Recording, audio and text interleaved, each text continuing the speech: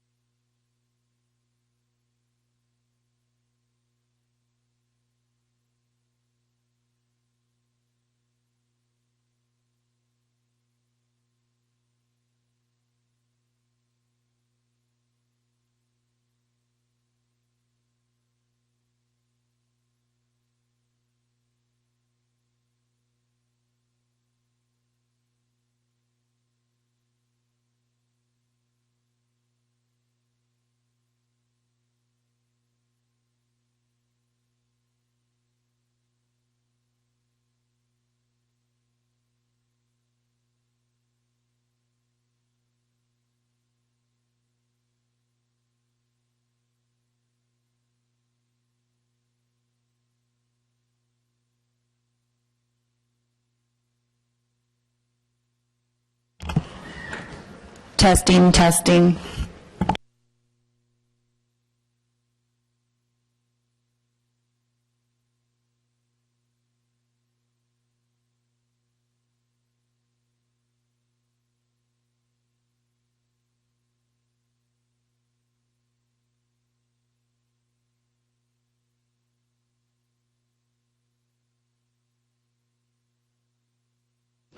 Testing English, testing English. Okay.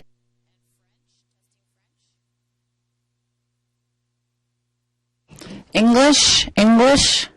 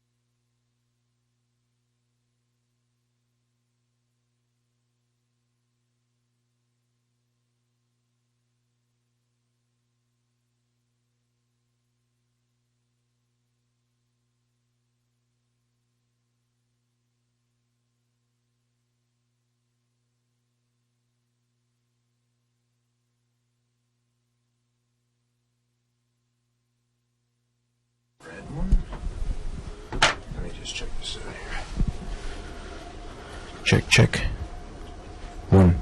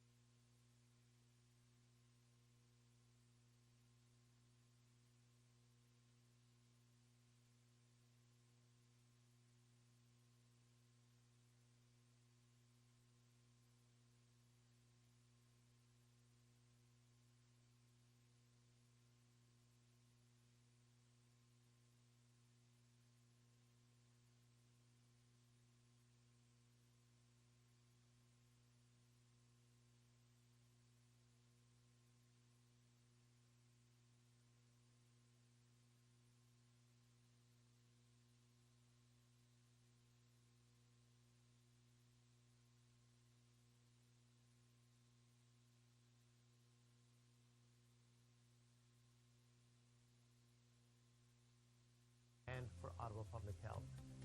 In 2015, the board developed new strategic priorities to guide Ottawa Public Health, adopted an immunization strategy that aims to increase needles in arms. The board approved an innovative trial process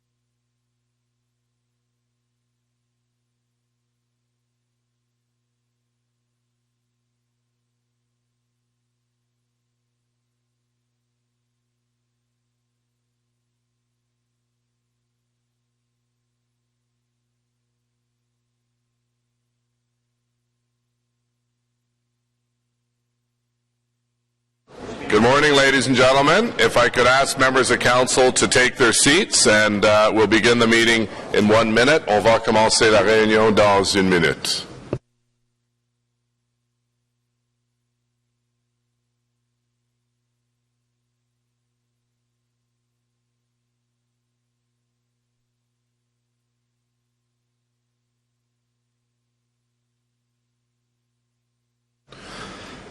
Good morning and welcome to the City Council meeting of the 27th of April, la réunion du Conseil pour le 27 avril.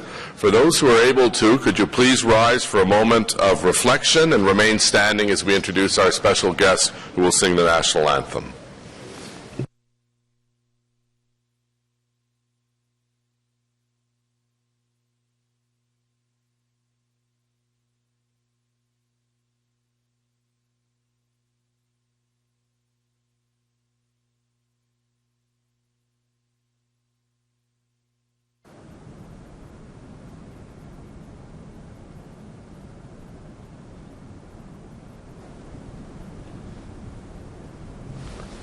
You could remain standing. I'll ask our Deputy Mayor Bob Manette if he would be kind enough to introduce our special guest who will sing our national anthem.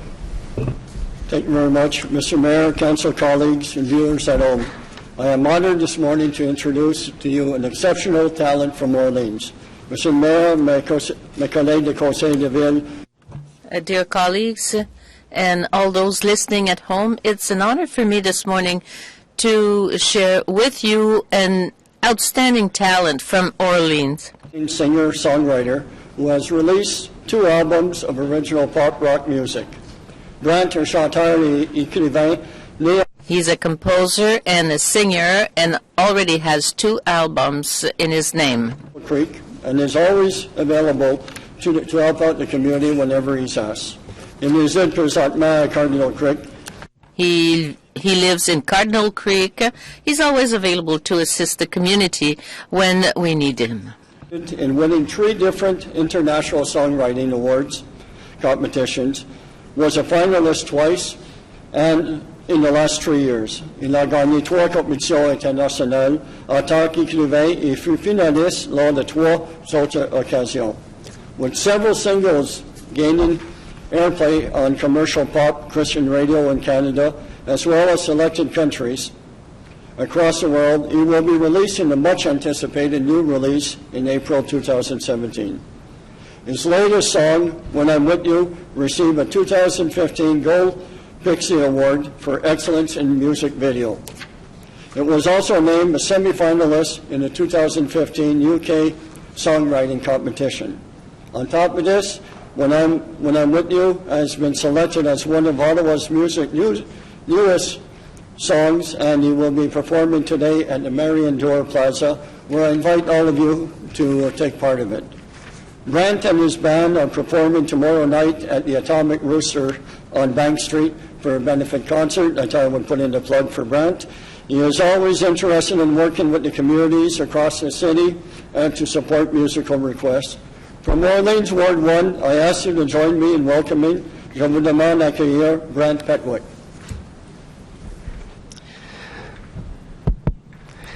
Oh, Canada, our home and native land, true patriot love, in all thy sons command. Qu'à ton bras s'est porté l'épée, il s'est porté la croix. Ton histoire est une épopée des plus brillants exploits. God keep our land glorious and free. Oh, Canada, we stand on guard for thee. Oh, Canada, we stand on guard for thee. Thank you.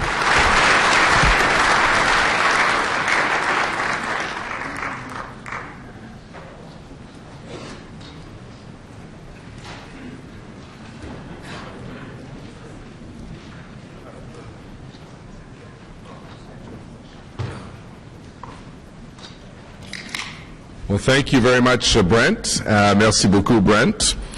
This time I'd like to invite the members of the board of Bon Appetit Ottawa to the podium for this meeting's Mayor's City Builder Award presentation. If you could all come forward. And I'd also invite Councillor David Chernyshenko from Capital Ward, where most of Bon Appetit's Ottawa's activities have taken place, to join us as well. J'inviterai aussi David Chernyshenko. I'd like to invite David Chernyshenko, Councillor for Capital Ward, where most of Bon Appetit Ottawa's activity take place, to join us as well.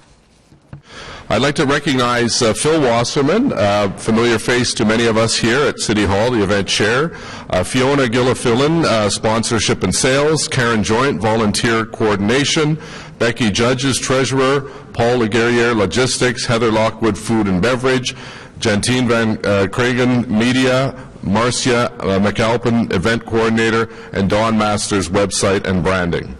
Now in its 20th year, Bon Appetit Ottawa provides recipes for relief of poverty and hunger in the National Capital Region. Driven by leaders of the hospitality industry to support the operational needs of local charities, Bon Appetit Ottawa has a particular focus on disenfranchised youth and seniors. As leaders of the hospitality industry in Ottawa, the founders thought it appropriate to host a food-related event to give back to the community, and the Great Taste of Giving was born. Through its 19 years of operation, Bon Appetit has raised over $2.1 million for local various charities. Au cours de ces 19 années d'existence, Through its 19 years of operation, Bon Appetit Ottawa has raised over $2.1 million for local various charities. over 36,000 patrons have attended their annual Great Taste of Giving to enjoy over 2 million food samples. And I have to say that I borrowed the Bon Appetit model when I helped start Taste of the Glebe. I hope it wasn't an infringement on your good idea, but it is another local charity that's raised tens of thousands of dollars to help those less fortunate. Thanks to the over 1,600 food and beverage sponsors and numerous volunteers, Bon Appetit Ottawa will be celebrating its 20th anniversary next week when the Great Taste of Giving kicks off on May 3rd at the Aberdeen Pavilion at Lansdowne Park.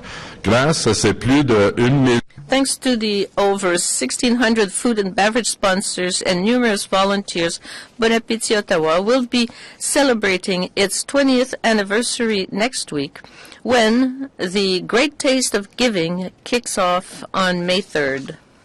16 beneficiaries include Bruce House, Carlington Community Health Center, Christie Lake Kids, Harmony House, YMYWCA of the National Capital Region, and the Uville Center. Thank you very much for your continued efforts in the community, and congratulations on the 20th anniversary. Merci pour vos efforts assidus. Thank you for your continued support in the community, and congratulations on your 20th anniversary. To present your Board of Directors with the Mayor's City Builder Award on behalf of my colleague David Chernyshenko, and I thank you very much for a job well done. Come on out here in front of the podium.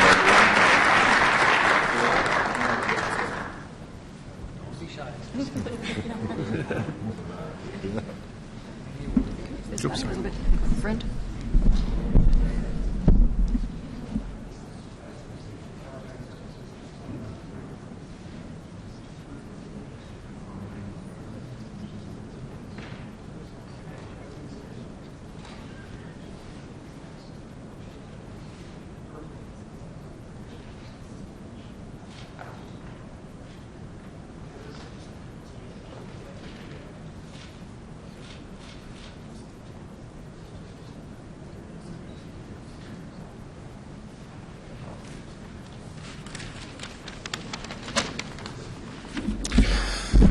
On behalf of Bon Appetit Ottawa, I'd like to thank you, Mayor Watson, and your City Council colleagues for the prestigious City Builder Award. During our 20 years of existence, Bon Appetit Ottawa has raised over $2 million, as you mentioned, focusing on charities for hunger relief and special organizations that help children or the elderly. Our annual food and wine event attracts a knowledgeable after-work crowd and allows them to meet and mingle with about 70 of the region's restaurateurs, caterers, breweries, and wineries. We're pleased to say our event takes place in an extraordinary city-owned asset, the beautiful Aberdeen Pavilion at Lansdowne Park. and the atmosphere of this historic building certainly contributes to our success. When we started this event 20 years ago, my restaurant colleagues Alfie Friedman and Vic Jones and I were looking for a way for the hospitality community to give back to the region after having done 2 fundraisers for specific causes. I'm proud of the work I and my colleagues on the board have done, and we look forward to working with our food and beverage partners, our charities, our volunteers, our key sponsors, including RBC Dominion Securities Wealth Management, for many more years to come. I hope we will see many of you at our event next Tuesday, May the 3rd at 5:30 p.m. Tickets are still available at bonappetitottawa.ca. Thank you. Thank you.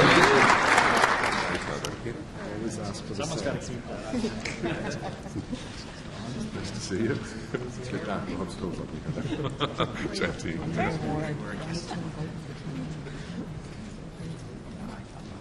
You better get there.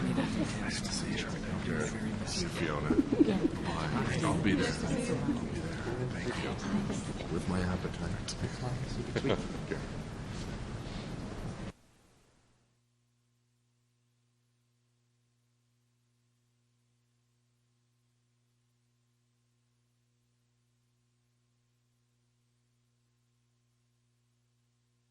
A roll call, please, Madam Deputy Clerk.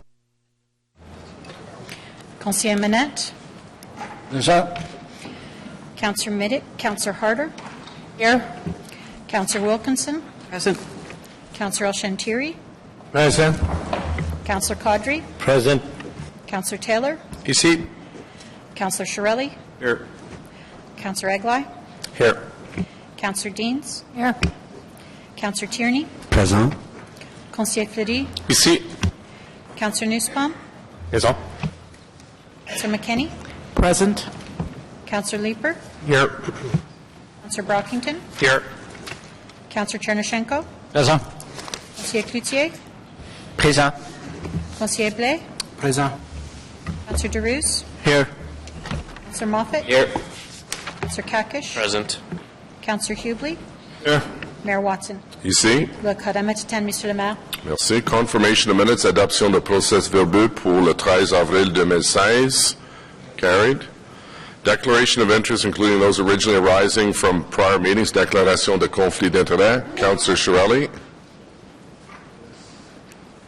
Your Worship, I, Councillor Rick Shirelli, declare a potential deemed indirect pecuniary interest on item 7, City Council Agenda 30, Community and Protective Services Committee Report 13, item 6, Housing Services and Community Funding, Grants and Contributions, whatever, particularly on recommendation 3, approve the realignment of 2 funding envelopes within the Housing and Homelessness Investment Plan and maintain the balance of the elements of the program as outlined in the report.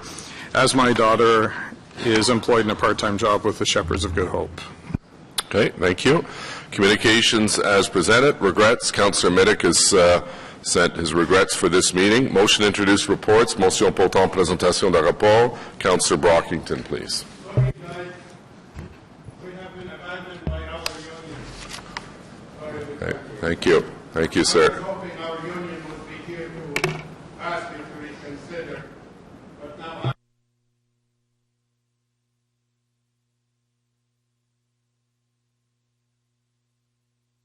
Thank you. Councillor Brockington, please. Thank you, Your Worship, and good morning. I'd like to introduce introduce reports that the Ottawa Board of Health Report 7 and 7A in camera, Agriculture and Rural Affairs Committee Report 15, Community and Protective Services Committee Report 13, Environment Committee Report 8, and Planning Committee Report 24 be received and considered. Carried. Reports, Ottawa Board of Health Report number 7. Okay. Is it a quick question or should we come back? We'll come back to it. Ottawa Board of Health Report 7A in camera. Is there any reason to go in camera? No. So the appointment of an Associate Medical Officer of Health. Carried. Committee reports, rapport des comités Agriculture and Rural Affairs, rapport numéro 15 du Comité de l'Agriculture et des Affaires Rurales, Comprehensive Zoning Bylaw 2008-250 Omnibus Amendment Q2 2016. Carried. Community and Protective Services Report number 13, rapport numéro 13 du Comité des services communautaires de protection, City of Ottawa Municipal Immigration Strategy 2016-2018, stratégie de la Ville d'Ottawa en matière d'immigration 2016-2018. Carried. Child Care Service Plan 2016-2017, Councillor Fleury and Deans have a motion, so we'll come back to that. Residential Services Home Program Standards, normes de programme des centres de services résidentiels. Carried. Housing Services and Community Funding, Grants and Contributions, Services de logement et de financement communautaire. Councillor Shirley is excusing himself from the meeting. Services de logement et financement communautaire, subventions et contributions. Carried. Environment Committee Report number 8, Urban Tree Conservation Bylaw, update mise à jour de règlement municipal sur la conservation des arbres urbains. Carried. Planning Committee Report number 24, rapport numéro 24 du Comité de l'Urbanisme, Zoning Bylaw Amendment 89, 91 and 97 Beechwood Avenue, modification au règlement de zonage 89, 91 et 97 Avenue Beechwood. Carried. Zoning Bylaw Amendment 6191 Renault Road, modification au règlement de zonage 6191 Chemin Renault. Carried. Does anyone wish to remove anything from the bulk consent agenda? On the bulk consent agenda as presented? Carried. So we're back to the Board of Health. Councillor Nussbaum had a question on the annual report.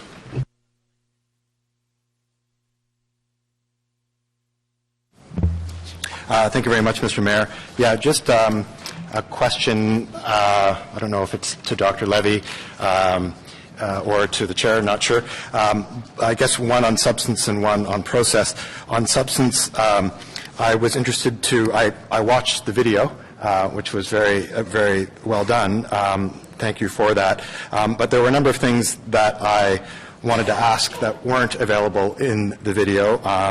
One was one of the issues that had been raised last year as a real focus and priority for the Board of Health was the immunization issue, and I know you were making good progress on that. There wasn't any information on that in the actual video, and I'm just wondering, Dr. Levy, if Dr. Levy could update Council on how things are going on that issue. It's something that we all heard a fair amount of, and I just would be curious how progress is proceeding on that. Thank you very much, Councillor, through you, Mr. Mayor. The Board of Health will receive an update report on our progress on that file. The really short version of it is it's gone extremely well. We mobilized several resources to address some of the backlog that had built up over the years, over the last year, and have had several contact points with virtually every one of the 150,000 students in public schools. And I anticipate that when the report is finalized and presented to the board in June, we'll see what we anticipated to see, that immunization rates in this community are very high, and we've managed to do that without prolonged suspensions. The balance that we have to face when we're implementing the approach to mandatory school-based vaccination or reporting of vaccination is that, in fact, it's not in anyone's interests. The student, the family, the community, from a public health point of view, in actually keeping children out of school or youth out of school. And so, in fact, while we're enforcing the school-based suspensions, we're actually seeking to do everything we can to prevent the students from not needing to be suspended. So the really short answer is it's gone extremely well. We're very satisfied with the process and the outcome, or the progress at least to date, and I anticipate that the outcomes will be more than satisfactory. Thank you, Mr. Mayor. That's helpful. On the process issue, having said that, I thought the video was useful and I enjoyed watching it. I would be interested and was interested as I watched it in thinking a little bit about some of the trends that are happening in the public health area. And the video provided some interesting snapshots, but didn't really give us a sense of how things were working in terms of year over year, in terms of broader trends, didn't really necessarily get to sort of the challenges moving ahead or the priorities. And so I'm not sure if this is a question for Dr. Levy or for the clerk, but I was surprised that there wasn't an actual written report that might get into some of those details. I know this is a requirement under the City of Ottawa Act. And so I guess my question is, if someone on council or a member of the public wanted to have a written record in order to understand a little bit better what some of those more historic issues are, what some of those challenges moving ahead are, where would that person go, and would it be necessary to have a more comprehensive annual report to accompany the video? Mr. Mayor, I'll take a first crack at that, and the MOH can add anything he deems is appropriate. The member is absolutely correct. There's actually no statutory requirement or mandate for the Board of Health to report on an annual basis to Council. However, the City of Ottawa Act very clearly says the Board shall do the following things at the request of the City. And the City, many years ago, when it established the autonomous Board, made this request. Number 2 says, make an annual report to the City on the Board's operations. But, Mr. Mayor, that's as specific as the legislation gets. So I would suggest that if the Council would like us to examine this in midterm governance to see if there's more specific issues, whether they be financial or on trends or those sorts of things on the operations of the Board, we'd be pleased to do that and bring that back later on this year. With regards to the supplementary question as to whether or not there is specific information that people can ask, there is a written commentary that was actually the transcript for the video, which is available and we've reproduced, but also they could obviously contact the MOH's office if there were anything specific they want, and he would address it accordingly. Thank you, through you, Mayor, and thanks to Mr. O'Connor. The only thing I would add is that on our website, under reports, there are several reports, including probably the one that would be of most interest to you pursuing that kind of analysis would be our 2014 snapshot on health, which is a detailed statistical report that has many trends within it. Sometimes the reports don't include particular areas of interest, and then we can run special reports if any are wanted. But we're more than happy to take individual questions and seek to respond to them. Thank you very much. Just a follow-up to the clerk. Just reading from paragraph 7.2 of the City of Ottawa Act. The Board shall do the following things at the request of the City. Make an annual report to the City on the Board's operations. Is the clerk saying that the City hasn't requested the Board to make an annual report? Oh, no, quite to the contrary, Mr. Mayor. The City Council of the day was very clear when this revision was made to the City of Ottawa that they did want an annual report. What I was suggesting was Council hasn't specified any particular aspects that they would like to see, and I was suggesting that if Council wanted to do that, midterm governance was probably the most appropriate venue. Great. Thank you. Councillor Condry, please. Thank you very much, Mr. Mayor. And just a comment on the report that was put forward by the OPH this year in a video format. So far, I've received quite a few positive comments on the way the report was presented, and anybody who's had external questions or some additional questions, they've come back and asked through the Board of Health in terms of those questions. So as a chair of the board, I'm quite satisfied with the way the report was presented, but as the clerk suggests, that maybe at midterm governance review we'll review our process going forward and come back to this council in the future. Yeah, I would certainly commend the chair and the medical officer of health. I remember when I was a minister at Queen's Park, we would get literally dozens of printed copies of annual reports, and quite frankly, they would end up in the recycling bin. This is an innovative way of reaching more people, a more modern way, so I commend you. I wouldn't want us to go and do both. It defeats the purpose if we're going to do one electronically and then have a printed copy. So let's be careful about not duplicating efforts, and I think my perspective is you're to be commended. I thought the video was well done, and it's a new way to reach a larger audience than simply having a paper copy collect dust and cost us trees and money to print that very few people will read. So congratulations. On the report, received. Thank you. Our next item is Child Care Services Plan 2016-2017. Councillor Fleury, seconded by Councillor Deans, has a motion. Councillor Fleury, if you'd like to introduce the motion. Merci, Monsieur Maire. Je vais lire la motion. Je pense. I will read the motion, Mr. Mayor. I think it identifies the components.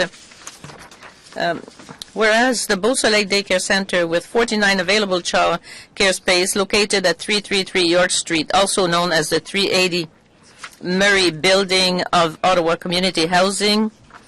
Whereas Beau Soleil Daycare Center closed at the end of August 2015 in order to complete construction, and whereas the Child Care Modernization Act came into effect August 31st, 2015, whereas the City of Ottawa has adopted a mandate to serve vulnerable families in areas of the city where there are insufficient child care spaces to meet demand and no other child care providers are able to shift their service offerings, and whereas the city's French language policy guarantees access to French language services, and whereas Lower Town has a large Francophone population and many local schools in the area are Francophone, and there's an interest among the not-for-profit childcare providers in reestablishing licensed Francophone childcare services on York Street after construction is complete. Therefore, be it resolved that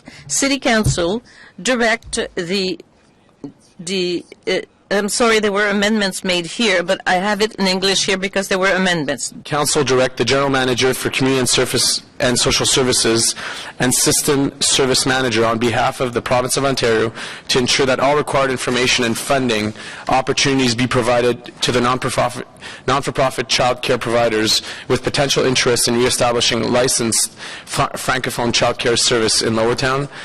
And further be it resolved that Council requests that the landlord and a non-for-profit child care provider make all efforts to resume child care services at the earliest possible convenience upon completion of construction work at 333 York Street. Okay, thank you. Councillor Anglai, please, the motion. Yeah, just a question. I'm not sure whether it's for Councillor Fleury or for staff or a combination. Why are we limiting ourselves to partnering up with just a non-for-profit group? Mr. Burry, as you know, a similar thing happened in my ward at the Villa Marconi, and we were able to fill that hole working with a for-profit group that's now running a successful daycare in that particular location. So I'm wondering why, I'm nothing against the motion in general, but I'm wondering why we would limit ourselves to just looking at the not-for-profit sector if there's a need that needs to be filled. At this point, the motion would be consistent with the mandate, which is that the city doesn't provide services and we look to work with the not-for-profit sector. In addition, most of the provincial funding that is available at this particular point in time is strictly or limited to the not-for-profit sector.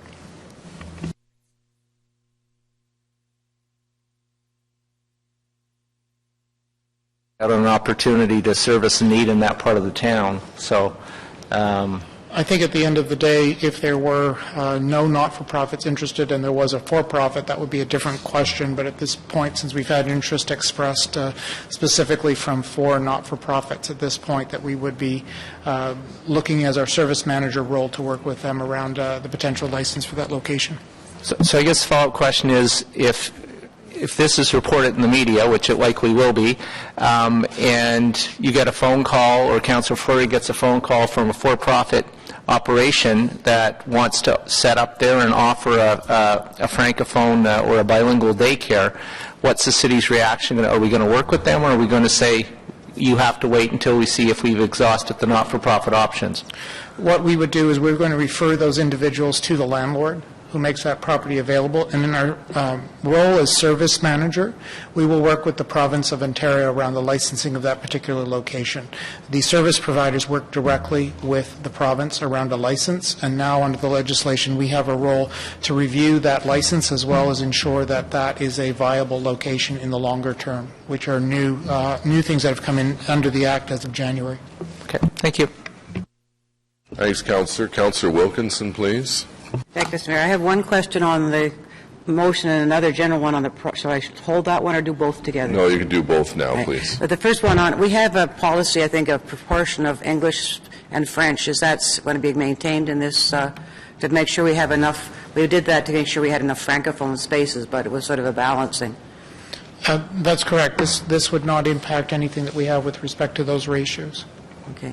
The other thing, I see that you're having some problem with funding from the province because of the new way of doing things by having the money for going to the pillars, the child where they go instead of going directly to the centres. Has that been worked out, or should we be changing how we provide the funding?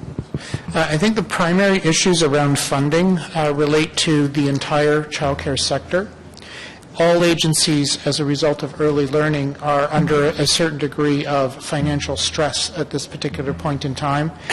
The issue for the province is they're wanting to actually reduce the cost of childcare. And what we have been saying to them is that we believe in many cases the amount of funding or grant that they're offering to agencies is insufficient to maintain that balance of fees, quality, and cost. What's happening with it? Essentially what is happening with it is there's insufficient total provincial dollars for all of the agencies that are now not-for-profits out there based on the amount that the city is receiving as one block amount to distribute to agencies. So we're taking action by going to the province and explaining the situation? Absolutely. That's what's in our annual service plan, and we are the first municipality that has very detailed financials that we are submitting to the province so that they can actually see the impact of their policy decisions. So that you'll get back to the mayor if we need to have some political pressure on this one? We will do that as part of our annual service plan, yes. Because I would like to, I know we're short of funding, and we've talked about this a number of times, and I would hate to see children not being denied proper care because of this. So anything we can do to help doing that is, I'm certainly there, and I'm sure my colleagues are as well. The only comment I would add is that in 2016, there is a substantive amount of work we're doing with agencies around their costs, their operations, the services that they're providing. So we have a very clear picture by the end of the year of exactly what's happening with virtually every agency operating in this city, as well as the some 33,000 now spaces that are providing service. Okay, thank you. Thank you, Mr. Mayor.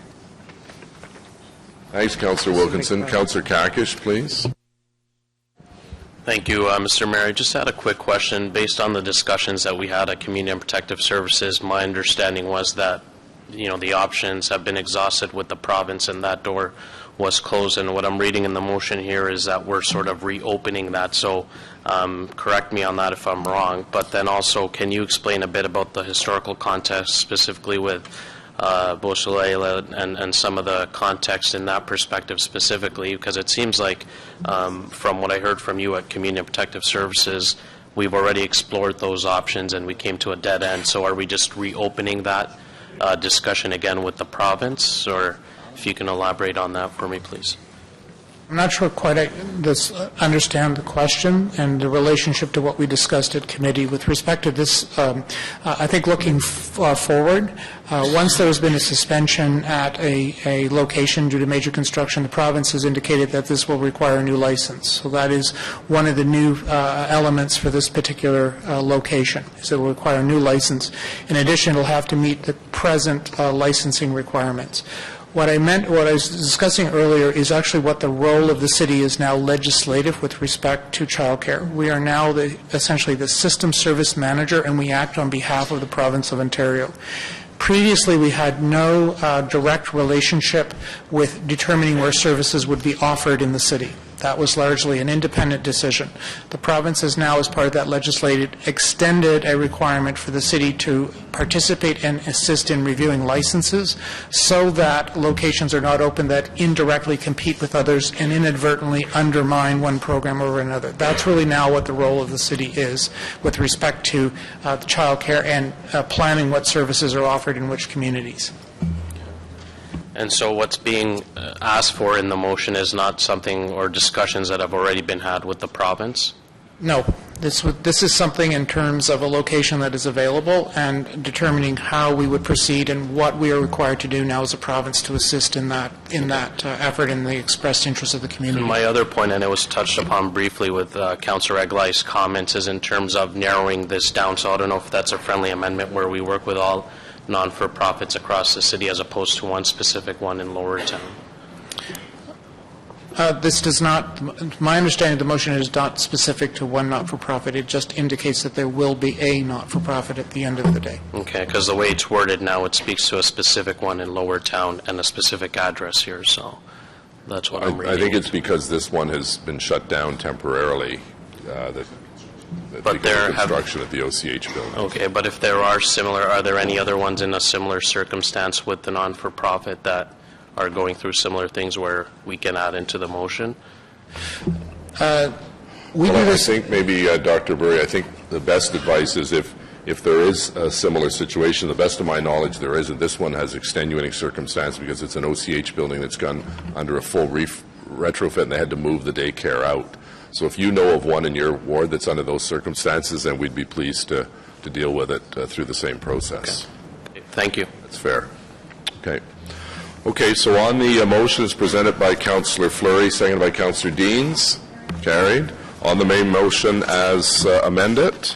Carried. Thank you. Motion to adopt reports. Motion portant adoption de rapport. Councillor Brockington, seconded by Councillor Leeper. Thank you, Your Worship. That the Ottawa Board of Health Report 7 and 7A in camera, Agriculture and Rural Affairs Committee Report 15, Community and Protective Services Committee Report 13, Environment Committee Report 8, and Planning Committee Report 24 be received and adopted as amended. Carried. Adopté. Motions of which notice have been previously given. Motion dont avis a été donné entièrement. Councillor Leeper, seconded by Councillor Eglai. And I believe this is a minor change from the original notice of motion. Councillor Leeper? It is. Thank you, Chair, Mr. Mayor. This is a motion to allow the Heart Institute to close a couple of the roads around the Civic Hospital area in order to host its what is looking to become a very big birthday party on the occasion of its 40th anniversary. Whereas the Ottawa Heart Institute is to hold a 40th anniversary celebration breakfast, and whereas Ruskin Street from McFarland, entrance to the hospital parking lot to Melrose roundabout, is required to be closed, and whereas the closure of Ruskin Street, Hutchison Avenue, and McFarland Avenue from Kenilworth to Ruskin Street, as outlined, is required to accommodate the event and tent setup commencing from 7:30 p.m. Tuesday, May 10th, 2016, and whereas the celebration breakfast will occur on the morning of Wednesday, May 11th, 2016, and that the tent setup and tear down both require 3 hours, and whereas traffic is to be rerouted to the north of Reed Avenue at the roundabout, west on Kenilworth Avenue to south on McFarland Avenue, and east on Ruskin Street to access the hospital parking lot, which is expected to incur a medium amount of impact. And whereas the City of Ottawa's Special Events on City Roads 2001-260 bylaw prohibits road closures before 6 p.m. Monday to Friday, whereas parking spaces will be restricted in the amount of 52 spaces with 180 vehicle transactions impacted, and whereas the Ruskin Street closure will end and reopen at 1:30 p.m. Wednesday, May 11th, 2016. Therefore, be it resolved that in order to allow for the issuance of the required permits, Council approve the closure of Ruskin Street, Hutchison Avenue, and McFarland from Kenilworth Street to Ruskin Street from 7:30 p.m. Tuesday, May 10th, 2016 to 1:30 p.m. Wednesday, May 11th, 2016, providing it meets all the terms and conditions contained within the issued permit. For the past couple of weeks, Mr. Mayor, I've been working with the Heart Institute, with the local residents, and with staff to ensure that the impact is minimal. Patient appointments are being shuffled to minimize the amount of parking they need. Thank you. Thank you. On the motion, carried. Motions requiring suspension of the rules of procedure. Motion exigeant la suspension des règles de procédure. First one is by Councillor Dean, seconded by Councillor Fleury, with respect to an application for the Cultural Spaces Program on suspension of the rules. Carried. Councillor Deans. Thank you, Mr. Mayor. Just to introduce the motion first. Whereas in 2012, City Council approved the renewed action plan for arts, heritage, and culture, including the capital priority to expand and redevelop Arts Court and the Ottawa Art Gallery. And whereas on November 13, 2013, City Council approved the Ottawa Art Gallery expansion and Arts Court redevelopment project funding framework and procurement process. And whereas the Canada Cultural Spaces Program announced additional funding of $168 million for eligible projects in the federal budget in March 2016, and whereas the City of Ottawa would greatly benefit from a federal contribution to the Ottawa Art Gallery expansion and Arts Court redevelopment project, and whereas the Canada Cultural Spaces Program will not fund expenses incurred prior to written funding confirmation, and the Ottawa Art Gallery expansion and Arts Court redevelopment project has progressed to the design, development, and construction phase, and whereas an expedited application will enable more eligible expenses to be considered for funding, and whereas a council resolution approving such a request for funding as well as identification of the authorized signing authority for the application is required by the Canada Cultural Spaces Program, therefore be it resolved that City Council approve an application by the City of Ottawa for a $6 million Canada Cultural Spaces Program contribution to the Ottawa Art Gallery expansion and Arts Court redevelopment project, and be it further resolved that the City Manager be delegated the signing authority for this application to the Canada Cultural Spaces Program. And Mr. Mayor, if I could just say a few words on this. We all know that Arts Court is an exciting project for our city. When completed, it will be a cornerstone of Ottawa's arts and cultural scene. It's also an important sesquicentennial legacy project. And I think it's fair to say that we were disappointed in the extreme when the former federal government decided against contributing to this project. In March, the new federal government announced that the Canada Cultural Spaces Program would receive an additional $168 million for eligible cultural projects. The Cultural Spaces Program funds the construction, renovation, and repair of cultural facilities intended for professional arts and heritage activities. The Ottawa Art Gallery expansion and Arts Court renovation is the city's top capital cultural initiative under the renewed action plan for arts and heritage, and this project is in perfect alignment with the objectives of the Cultural Spaces Program. Work has already begun on the project, and in order to optimize the eligibility of expenses under the program, staff are recommending that we apply by early May.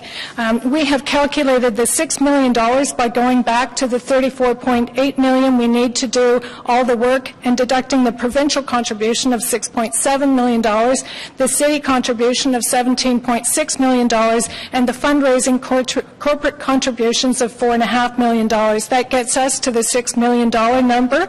In preliminary discussions with Cultural Spaces, we have identified that this is reasonable and close to the contribution amount that they were considering just a few years ago. So, Mr. Mayor, I've dubbed this the squeaky wheel motion. If at first you don't succeed, try again. So I just ask you to support this so we can try and get that $6 million. Thank you. Right. Thank you. Councillor Kakish. I just had a quick question to staff because I was under the impression that the dollars have already been allocated to this project, and Councillor Deans, I think, touched on that a bit, but can we clarify why there's a shortfall of $6 million, or if there is a shortfall of $6 million when this has already been set aside for this project?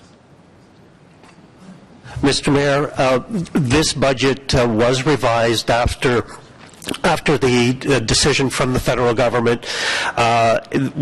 Applying for this federal funding will allow us to go back and, as Councillor Deans mentioned, there is an exemplar design for this building which we have been working with, but we've been value engineering out of it many of the features that were originally foreseen when the $9 million was a possibility. What this funding will allow us to do now is to go back and add some of the important elements, most importantly the refurbishment of the two daily old section of the building, which we could foresee was going to be a challenge to bring up to a decent standard compared to the new building. So this funding is very much needed and will allow us some breathing room in terms of a more complete project to get this done.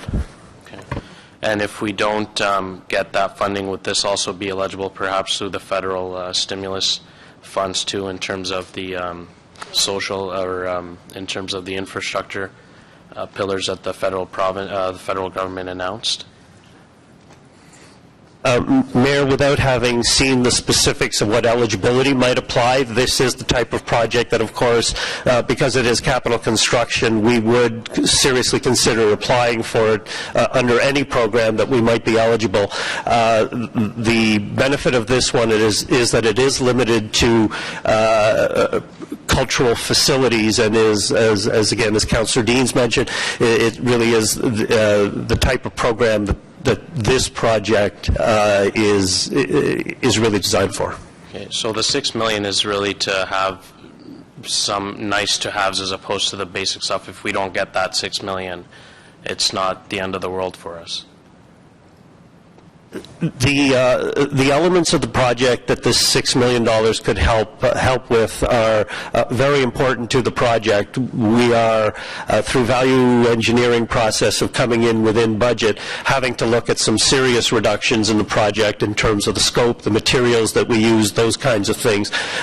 So I would characterize it more as being able to deliver something closer to the original vision that Council had been presented, and being able to have two buildings, a new building and then an older building with refurbishments that are totally compatible, accessible, and working well together. Okay, thank you, Mayor. Great. Thank you. So on the motion, carried. The next motion requiring suspension of the rules moved by myself, seconded by Councillor Deans with respect to taxi fee. Well, on suspension, carried. This is as a result of an administrative error with respect to the fees charged to taxi drivers. It was the old fee was, as you may recall, was $50. The budget put that fee up to $55, and the notices were sent out for $50. So I think, in fairness, because it was an error on the part of the city, in consultation with Councillor Deans, the fair thing to do is to keep the figure at $50. It would be a cost to the city budget of $20,000 that can be absorbed, and I'm hoping that members of council will support this as a goodwill gesture towards our taxi drivers. So thank you, Councillor Deans. Councillor Brockington, please. Thank you, Mr. Mayor. I strongly support your motion that you and Councillor Deans has put on the floor. I just wanted to ask a question related to this. There were a number of other increases in the 2016 budget that spanned other departments. I just want to ensure that those have been adhered to as well, and there are not any other administrative errors that may catch us by surprise. Can I get a comment from the city manager, acting city manager? Yes, Mr. Mayor, I'm not aware of any other issues that might catch council by surprise. So how did this one happen? We'll ask Mr. DeMonte, and I think Mr. Acting City Manager, we should, through the Treasurer, do a thorough review of all the fee increases that were approved to make sure they're actually being acted upon. Mr. DeMonte? Yes, Mr. Mayor. Mayor, quite simply, staff, as we were focused on the taxi review, automatically put what they normally do every year, and it was very much an administrative error, and the notices went out at $50 instead of $55. Okay, and thank you, Mr. Mayor, for asking for that review. I think that's very important. I do support the motion. I just think the timing of this $5 increase was very poor timing after a very contentious last 18 months, and I think the right thing to do is to proceed and approve this motion. Thank you. Right. On the motion, carried. Adopté. Are there any other motions requiring suspension of the rules? Est-ce qu'il y a des autres motions? Notice the motion for consideration at subsequent meeting. Avis de motion pour examen à réunion subséquente. Councillor El-Shantiri, seconded by Councillor Tierney, please. If I can read it, Mr. Mayor, the motion moved by myself, seconded by Councillor Tierney, where the requirements set by the Ontario Highway Traffic Act and the Ontario Traffic Manual to use police officers to direct traffic on closed highways impose direct and indirect costs on the taxpayer in light of the significant amounts of road and associated constructions undertaken by on behalf of the municipality, and where the requirement is often met through the use of paid duty assignment undertaken by off-duty police officer in addition to their existing shifts, and whereas such a work would likely be undertaken by properly trained and authorized persons who are not also police officers, including municipal bylaw enforcement officer, peace officers, or special constable, at the significant reduced cost, provided that necessary legislative and other changes were made by the provincial government. Therefore, be it resolved that Ottawa City Council petitioned the province of Ontario to amend the necessary portion of the Highway Traffic Act to permit properly trained and authorized persons other than police officers to direct traffic and close highways.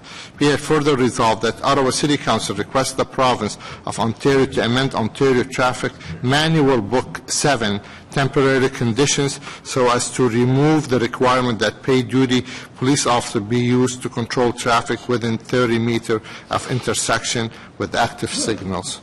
Mr. Mayor, this been similar motion been moved around major city in Ontario because the province are now opening the Police Service Act and trying to amend the Highway Traffic Act, but I think it's a good opportunity. Yesterday I got a call from one of our colleagues on AMO asking us if we can also copy them on this motion when the city petitioned the province, because AMO is interested in this one as well. Thank you, Mr. Mayor.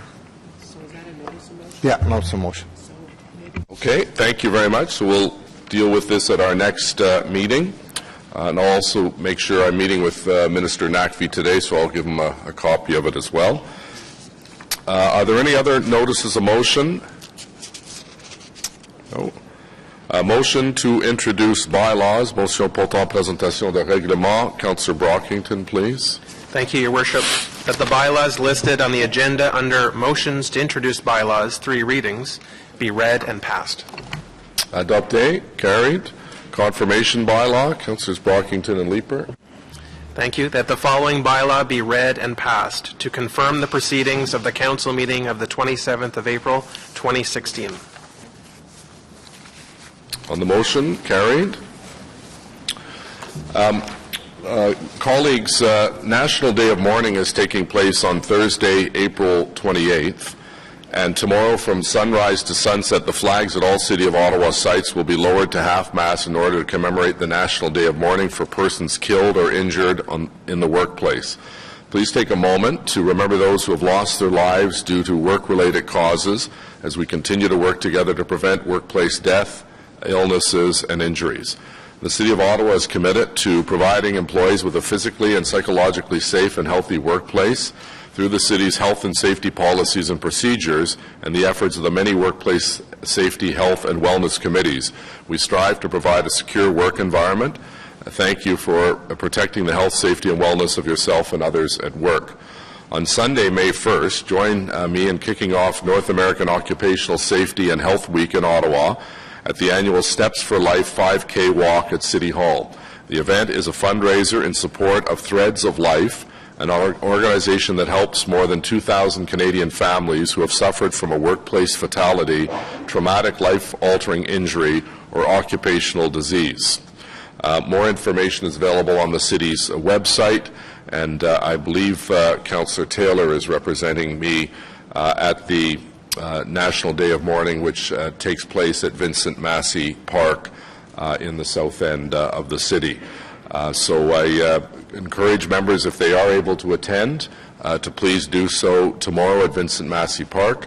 And we have authorized members of health and safety committees to have that extra time to travel to Vincent Massey Park to participate in that very solemn ceremony that I've had the honor of participating in for the last several years, but regrettably will not be able to attend tomorrow as a result of my first NCC board meeting. Madam Deputy Clerk, are there any written inquiries? Adjournment. Councillor Brockington, please. Thank you, Your Worship. That the proceedings of the City Council meeting of the 27th of April, 2016 be adjourned. Carried. Carried. Merci. Thank you very much. Meeting adjourned.